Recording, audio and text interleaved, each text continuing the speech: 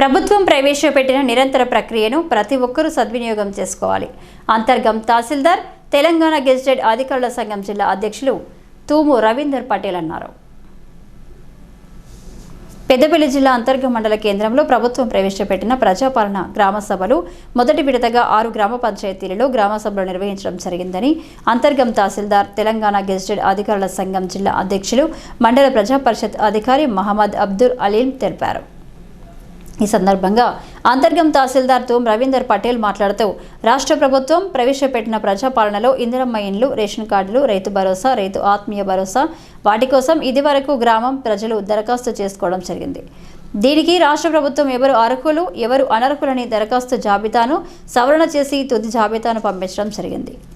దీనిలో భాగంగానే గ్రామ పంచాయతీలలో గ్రామ సభల ద్వారా ప్రజలు దరఖాస్తు చేసుకున్న జాబితాలోని దరఖాస్తుదారుల పేర్లను ప్రజల మధ్య చదివి వినిపించడం జరిగిందని, జాబితాలో ఉన్నటువంటి దరఖాస్తుదారులు అర్హుల అనర్హుల అని ప్రజల అభిప్రాయాలు కూడా తీసుకోవడం జరిగిందని, ప్రజల అభిప్రాయాల మేరకు దరఖాస్తుదారుల జాబితాను తుది నిర్ణయం చేయడం జరుగుతుందని, దరఖాస్తు చేసుకునే జాబితాలో వారి పేర్లు రాని వారు ఎవరైతే ఉన్నారో వారు దిగులు పడవద్దని, ఇది నిరంతర ప్రక్రియ కాబట్టి ప్రతి ఒక్కరు కూడా మళ్ళీ దరఖాస్తు చేసుకోవాలని, దరఖాస్తు చేసుకున్న వారికి కూడా ప్రభుత్వం మళ్ళీ తగిన న్యాయం చేస్తారని, దీనికి ప్రజలు ఎవరు కూడా బాధపడవద్దని పెద్దపల్లి జిల్లా అదనపు కలెక్టర్, అంతర్గం తహసీల్దార్, తెలంగాణ గెజిటెడ్ అధికారుల సంఘం జిల్లా అధ్యక్షులు, మండల ప్రజా పరిషత్ అధికారి వేణు తూము రవీందర్ పటేల్, మహమ్మద్ అబ్దుల్ అలీం తెలిపారు.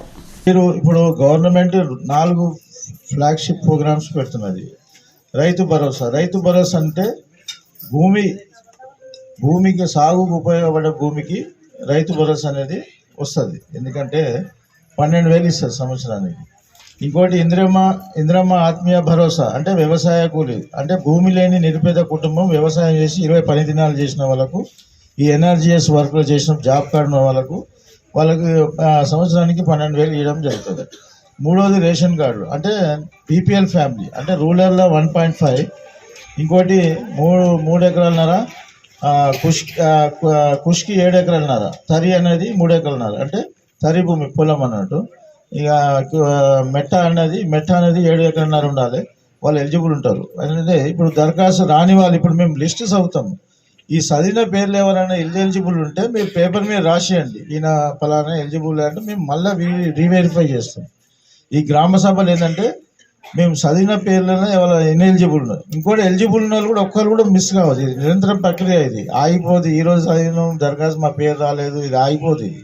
ఇది నిరంతరం ప్రక్రియ. గవర్నమెంట్ ఇందిరమ్మ ఇల్లు, ఇంకోటి ఇందిరమ్మ ఇల్లు అంటే ఇప్పుడు స్థలం ఉండి నిరుపేద కుటుంబం బీపీఎల్ ఫ్యామిలీ ఉన్న వాళ్ళకు ఇందిరమ్మ ఇల్లు ఇస్తారు. వాళ్ళకు గవర్నమెంట్ అనేది 5 లక్షలు ఇస్తుంది ఇంటికి నిర్మాణం కోసము.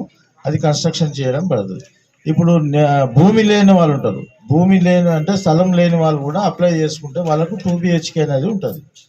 కాబట్టి మీరు ఎటువంటి ఆందోళన చెందకూడదు. ఎందుకంటే ఇక్కడ వచ్చింది మీ గ్రామ సభ పెట్టేది, మీరు చదివిన పేర్ల లిస్ట్ ఫైనల్ కాదు. మీరు రాని వాళ్ళు దరఖాస్తు చేసుకోండి. మళ్ళీ మీరు ఇక్కడ ఏంటంటే ఎలిజిబుల్ ఉన్న వాళ్ళు మిస్ కావద్దు, ఇన్ఎలిజిబుల్ వాళ్ళు ఇవ్వకూడదు. ఉద్దేశంతో ఈ గ్రామ సభ అనేది పెట్టినారు.